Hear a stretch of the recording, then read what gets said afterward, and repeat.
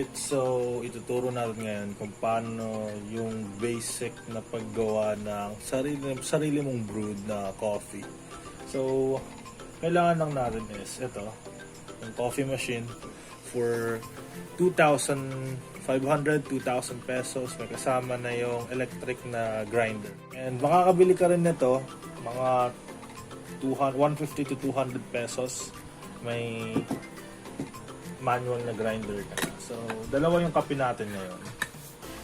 Usual, kapeng Barako from Batangas, and Arabica. You'll find this one online or pwede ka din bumili sa Starbucks. Shout out! Baka naman. Alright, so ayun, start natin. May kasama natin pala siyang ganito. Sorry, at medyo basa kasi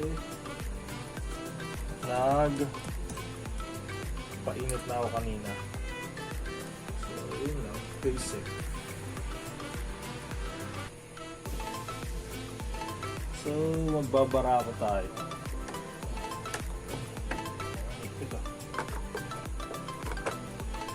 So, magbabara ako tayo ngayon. Marami ka ba ito? Marami ka. Ang scoop na bara ako.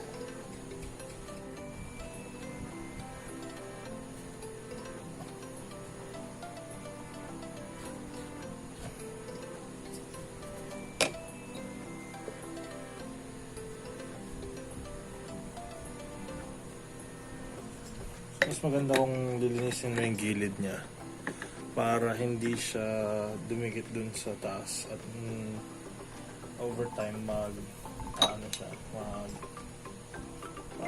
makakasira ng o-ring.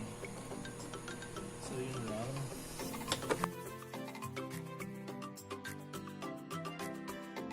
And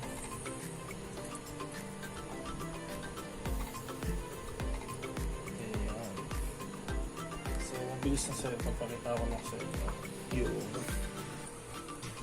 gilid niya. So, this one, yan, nailaw siya. Kasi nakatapat siya dito, which is yung brew. Ayan, kung paano siya magpatak-patak pa ganyan. Paano mo siya brew. Sa dulo yun. Ito, ibig sabihin brew. Ibig sabihin nito, power off. Release ng pressure and then steam. May ano naman sa logo naman siya. And dahil 2 scoop siya, pabutin natin siya ng number 2. Pero usually pinapaabot na yun ng number 4. Pero ako hindi dahil okay na ako sa taste. Then para i-stop mo, tapat mo lang dito. Ayan. Ayan, power on, off, release pressure, steam, and brew. So, ito hindi ko na ibig sabihin ito kasi Chinese. Ginugal ko lang to. Tsaka YouTube paano malaman kung ano ibig sabihin nito. Hindi po ako Chinese. So, alright. Ito na ang ating kape. So, hindi ko agad siya natanggal. Kaya medyo tumaas yung pressure. Pero ano namang pinagkaiba yun. Okay lang yun. So, ngayon mag-i-steam tayo ng alright, so mag-i-steam na tayo. Kinuha ko lang to. Ito pang steam natin ng milk. So, ayan. Parang pitchel. Halit na pitchel. And ang gatas natin for today is Nestle. Yeah. Autofocus. Yan. Nestle. Baka naman. Ninong Ray Boy. Alright, so usually ng takal ba ng ano? Takal, first time ko usually dahil pambahay lang naman. Kahit gaano karami yan. Mga tansya mo lang. Mga tatlong ganito.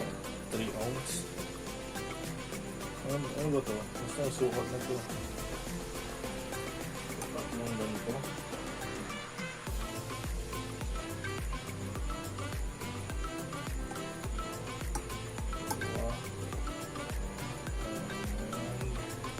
Tuboy na mabahin tayo.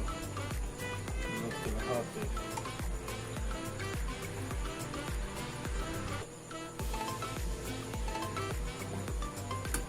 Mga tatlong ganito, okay na dahil naubos yung Nestle natin. Dahil hindi sponsor tong video na to. Nasa? Hindi pa tayo Magnolia. Magnolia. Baka naman. So yun. I-steam natin yung gatas. So tinuro ko naman kanina kung paano nag-work yung knobs na to. Kasi ano to parang analog.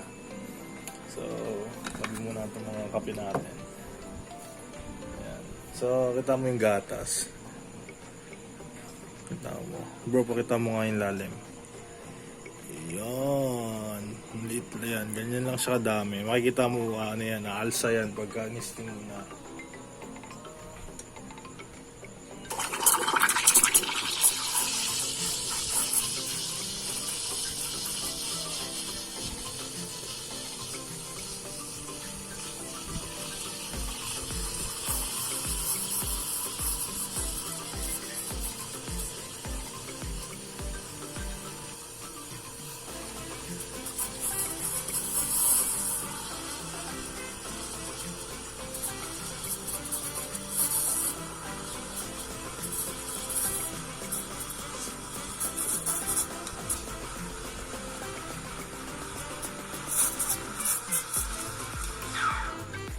So naka-off na kasi yung kanina after mo mag-steam mag-brew.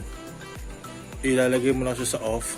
Paglagay mo sa off, abang mo lang siya. Huwag mo kaagad i-release yung pressure kasi pag na-release mo yung pressure, kailangan pag nilagay mo siya sa steam, maghintay ka pa ng mga 3 to 5 minutes bago ma-build up yung steam. Tsaka ka lang makakapag-steam ng milk mo. Pero kapag ka mga ganun, is okay na din yung ano. Okay lang din na hintayin mong ma-build up yung ano kung mahaba ang oras mo. Pero kapag mga ganyan naman, okay lang. So ito na yung ating milk. After natin pakita mo bro. Focus. Ayan na siya. Ayan, umabot na siya doon sa tip nung ating pichel. So kapag pala nag-steam ka, huwag sobrang init. Huwag mo hayaang bumula yung gatas kasi, kumulo. Pag kumulo ang gatas, sigurado, diretso na sa trono nun, maghapon magdamag ka na nun. Yung tama lang, yung pag kinapa mo ganyan, kaya mong tiisin yung init. And dapat hindi maingay yung steam kasi pag maingay yung steam mo, ng gatas, ano yun, tawag dito, may mali sa pag-steam mo. Hindi maganda ang makalalabasan ng iyong steam milk. So ayan, gagawin natin. So yung puso, medyo natakot kami ng very light. So ayun, so dahil tatlo to, isang shot espresso.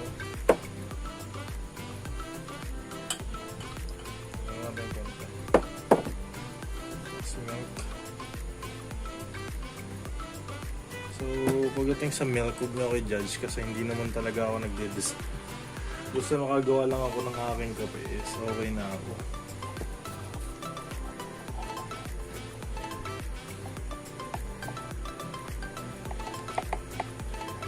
So wala.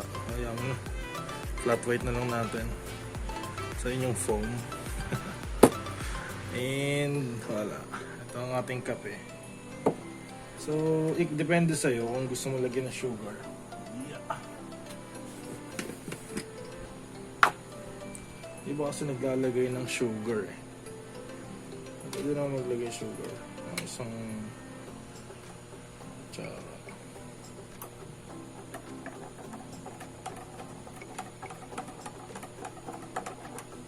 Okay mo nang masyadong matamis. Isang kutsara, okay na yun. And then, kapag ka mga hot, the best is McCormick. Yan, cinnamon. Focus. McCormick, baka naman. So, lalagyan mo ng konting-konti lang. Para lang sa aroma ng cinnamon. Pero pwede ikaw din, depende sa'yo. Baka gusto mo paprika. Hindi naman din. So ayan. Yan lang ang pag-brew ng coffee. So, kaysa bumili kayo ng mga 3-in-1 na puro sugar, kung talagang mas ma-appreciate nyo ang kape kapag yung sariling gawa nyo, yung pinaghirapan nyo, parang pera lang yan eh. Pinaghirapan nyo and mas kuha nyo yung timpla. The sugar, mas healthy, di ba? So ito, ang ating coffee. To the paprika. Alright, so again, ulitin natin. Yung range 2,000 to 4,000 pesos. Meron ka ng ganito. Tapos 150 para sa manual na grinder.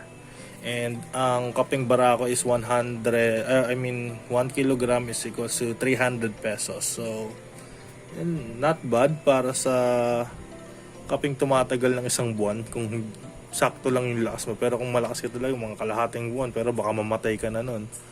So, yun.